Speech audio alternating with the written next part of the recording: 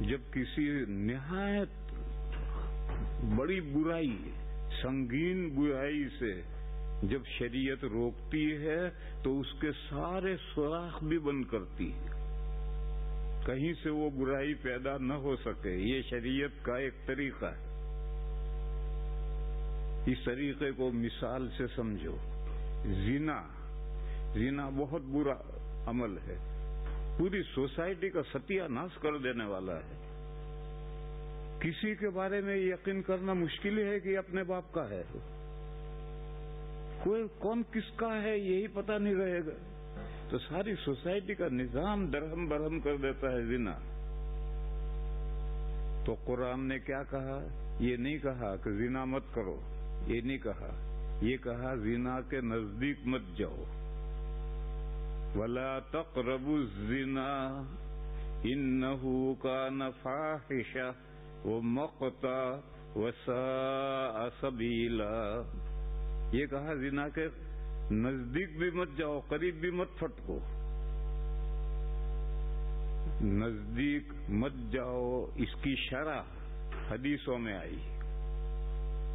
یہ حدیث، جتنی حدیثیں ہیں یہ قرآن کریم کی تبیین و تشریح ہیں، قرآن کریم کی وضاحتیں ہیں. تو اب قرآن نے تو اتنا کہا کہ زنا کے نزدیک مت جاؤ. نزدیک مت جاؤ کیا مطلب؟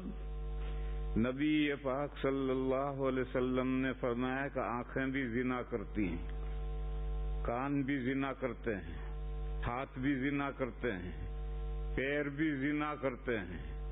میں بڑھا رہا ہوں، ناک بھی زنا کرتے ہیں، زبان بھی زنا کرتی ہے، اور آخر میں شرمگاہ مہر لگاتی ہے زنا پر. لیکن اس سے پہلے یہ سب اعضاء زنا کرتے ہیں. بس ان اعضاء کو زنا والے کاموں میں مشغول کرنا، یہ زنا کے نزدیک جانا ہے.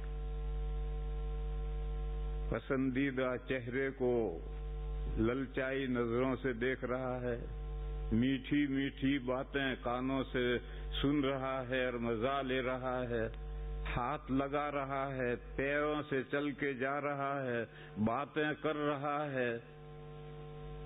ان سب کے نتیجے میں تو زنا ہوگا. وہ زنا ہو گیا، یہ مہر لگ گئی، زنا وجود میں آیا. لیکن اس زنا تک پہنچانے والے یہ اعضاء ہیں.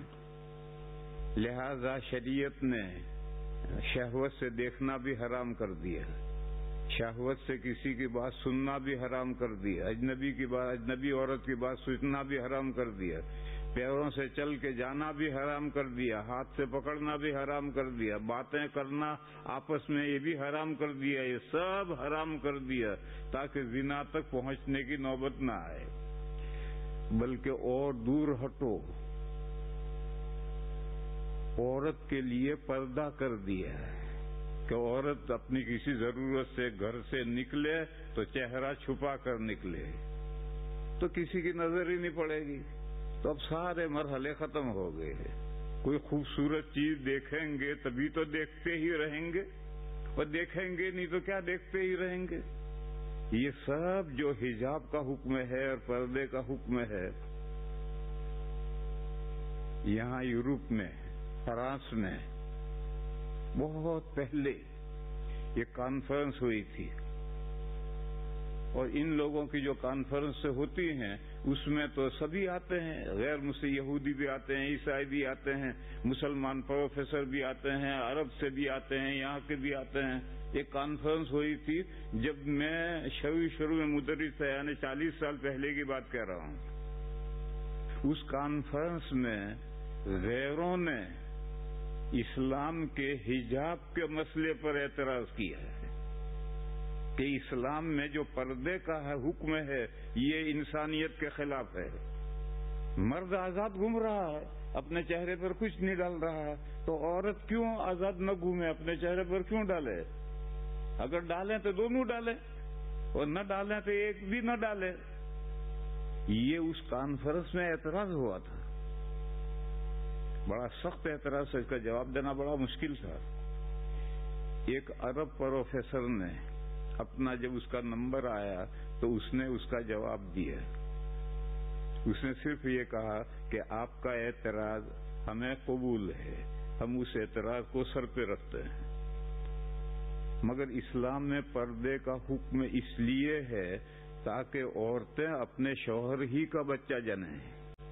ساری کانفرنس پر گھڑوں پانی پڑ گیا کہ اسلام نے یہ حکم اس لیے رکھا ہے کہ عورتیں اپنے شوہروں ہی کا بچہ جنیں، یعنی یہ جو حجاب کا حکم ہے یہ زنا کو روکنے کے لیے ہے۔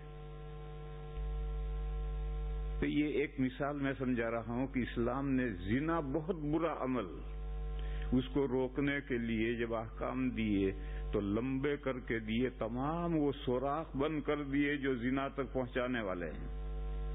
آنکھوں کا زنا مت کرو، پیروں کا زنا مت کرو، ہاتھوں کا زنا مت کرو، کانوں کا زنا مت کرو، عورتیں چہرہ کھول کر کے بازار سب کے سامنے پر اجنبیوں کے سامنے نہ نکلیں، یہ سب زنا کو روکنے کے لیے سب سوراخ بند کیے۔